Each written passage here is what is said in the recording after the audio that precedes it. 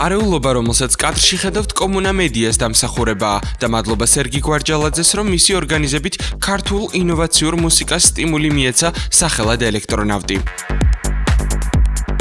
როდესაც საუბარი ეხება ქართულ გლამურს, ყველას ახსენდება მაღაზიების პრეზენტაციები, საინტერესო ღონისძიებები, თუმცა წელიწადში ერთხელ ისე ხდება, რომ ელექტრონიკის მოყვარულთათვის და მათ შემქმნელთათვის ერთი კარგი კარი იღება. და ეს კარი მართლაც მნიშვნელოვანია, რადგან სამამულო მუსიკალური ბიზნესისთვის ახალი ეტაპია, როდესაც იცვლება არა მხოლოდ მუსიკა, არამედ მისი შემქმნელებიც. ელექტრონავტი 2009 ჯერ კიდევ 26 მარტს უნდა ჩატარებულიყო, მაგრამ სპონსორების ძებნის პროცესი არც ისე მარტივი საქმე აღმოჩნდა, თუმცა მათთან ერთად თუ მათ გარეშე გურუში ქართული ინოვაციური საზოგადოების ნაღები შეიკრიბა. წლევანდელი ცერემონიის სიახლე ეს ინტერნეტ მომხმარებელთან ერთად საერთაშორისო ექსპერტების ჩართვა და მელომანების უპრეცედენტო რიცხვი 3500 ადამიანი იყო.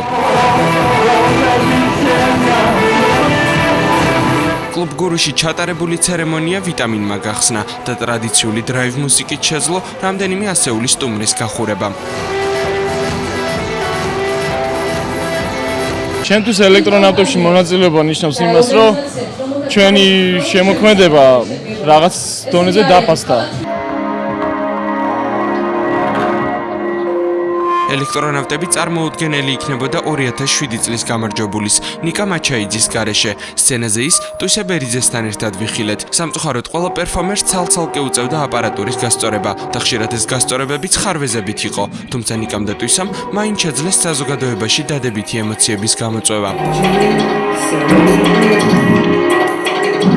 ძალიან ბევრი ახალგაზრდა მუსიკოსი გაჩნდა ბოლო, არ ვიცი, 2 წლის განმავლობაში, რომლებიც ძალიან კარგ მუსიკას აკეთებენ ჩემი აზრით და ძალიან საინტერესოს. ელექტრონავტების ყველაზე ლოგიკურ და ღირსეულ გამარჯვებულად თამამად შეგვიძლია ტუსა ბერიძე ჩავთვალოთ, რომელმაც წლის საუკეთესო ტრეკის ჯილდო მიიღო. ამ კონკურსის ორგანიზატორებს იმიტომ ვთქვი მადლობა, რომ რაღაც მხრივ მაგათ დამსახურებაც არის, იმიტომ რომ ძალიან ბევრი მუსიკოსი მოტივირებულია იმით და ანუ არა მარტო პრიზებით, არამედ კონკურსი არის და ძალიან ბევრს ნიშნავს.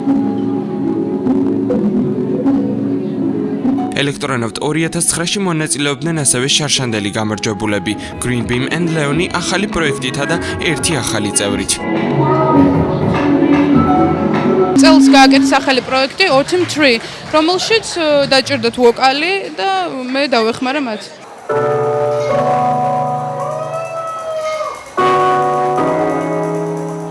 შეიძლება ითქვას, რომ ქართველი გოგონები საკმაოდ აქტიურად მოღვაწეობენ ინოვაციური მუსიკის შექმნაში და ეს საქმე საერთაშორისო სტანდარტების მიხედვითაც კარგად გამოსდით.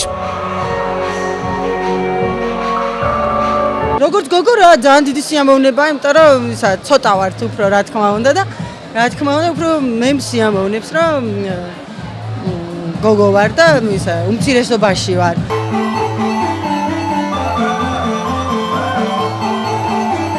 განსაკუთრებით საინტერესო სანახაობა კუნფუ ჯანგმა, ირაკლი შონიამ და სონგმა შემოგთავაზეს. არ შეიძლება ასევე არ აღინიშნოს დუეტ Me and My Monkey-ს გამოსვლა, რომელსაც დიდი ოვაციები მოყვა.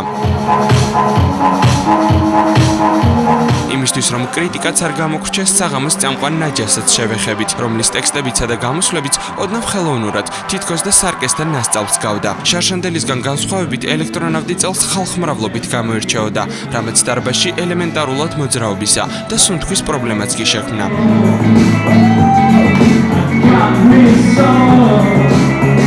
დაჯილდოების ცერემონიალის კულმინაცია ბუნებრივია წლის ელექტრონავტის გამოვლენა იყო. ამ ნომინაციაში გამარჯვებულ ლადოს ბედი ნამდვილად წყალობდა. ის ჯერ წლის საუკეთესო DJ გახდა და როგორც თვითონ თქვა, მეტპრის აღარც ელოდებოდა, თუმცა თulis რომ ელექტრონავტი დამსახურებულად მიიღო. DJ რომ მოვიგე, მეგონა რომ ამ ჯილდოს ვეღარ მივიგებდი, მაგრამ მე მგონი რომ ღირსი ვარ, იმიტომ რომ წლის განმავლობაში ძალიან ბევრი ვიმუშავე და მე მგონი ღირსი ვარ ამ.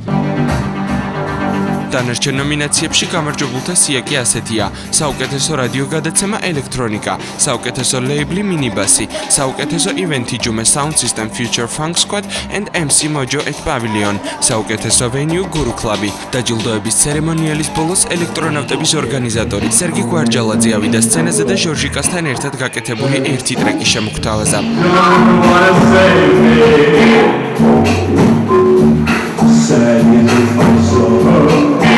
მადლობა ალბათ უნდა უთხრან იმათ ვინც უსმენს ამ მუსიკას და ეს რიცხვი ამ ადამიანების იზრდება და მადლობა ალბათ იმათ ვინც ვნის ამ მუსიკას უპირველეს ყოვლისა, იმიტომ რომ მე ვხვდები რომ ბოლო 2-3 წლის მანძილზე სურვილი უჩნდება უკვე DJ-ებსაც რომ თვითონაც გააკეთონ ტრეკები და ეს ძალიან მნიშვნელოვანია.